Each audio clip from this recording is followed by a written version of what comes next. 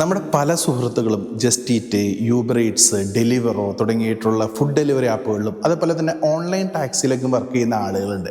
ഇവരിൽ പല ആളുകളും ഇതൊരു സെൽഫ് എംപ്ലോയ്മെൻ്റ് ആണെന്ന് എല്ലാവർക്കും അറിയാം. പക്ഷേ നമ്മൾ സെൽഫ് അസസ്മെൻറ്റ് കൊടുക്കുക എന്നുള്ളൊരു പരിപാടി നമുക്ക് ഇത്തിരി കുറവാണ്. അപ്പോൾ എന്താ പ്രശ്നം എന്ന് വെച്ച് കഴിഞ്ഞാൽ നമ്മുടെ ടാക്സ് നമ്മൾ എംപ്ലോയറിൽ നിന്ന് ടാക്സ് ഉൾപ്പെടെയുള്ള പൈസ മേടിക്കുകയും അത് കൃത്യമായി HMRCക്ക് സബ്മിറ്റ് ചെയ്യാതിരിക്കുകയും ചെയ്യുന്ന സമയത്ത് നമ്മളെക്കുറിച്ച്, അതായത് കറക്റ്റായി ടാക്സ് പേ ചെയ്യാത്ത ആളുകൾ എന്നുള്ള ഒരു പ്രശ്നം അവിടെ വരുന്നുണ്ട്. പല ആളുകൾക്കും ഈ ദിവസങ്ങളിൽ HMRCയിൽ നിന്ന് മെയിൽ വന്നിട്ടുണ്ട്, നിങ്ങൾ കൃത്യമായി ടാക്സ് ഫയൽ ചെയ്തിട്ടില്ല എന്നുള്ളത്, നിങ്ങളുടെ ഇൻകം അനുസരിച്ചുള്ള ടാക്സ് ഫയൽ ചെയ്തിട്ടില്ല എന്നുള്ളത്.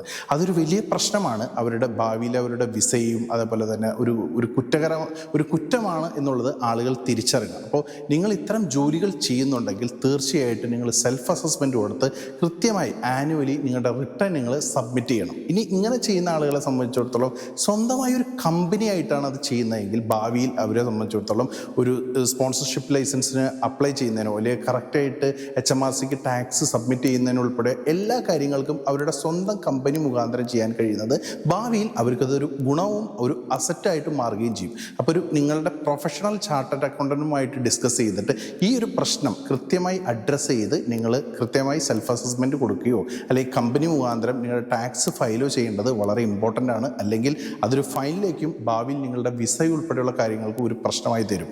അപ്പോൾ ഇത് എല്ലാവരും ഒന്ന് ശ്രദ്ധിക്കണം. അതിന് വേണ്ടിയിട്ടാണ് ഈ വീഡിയോ ഷെയർ ചെയ്യുന്നത്.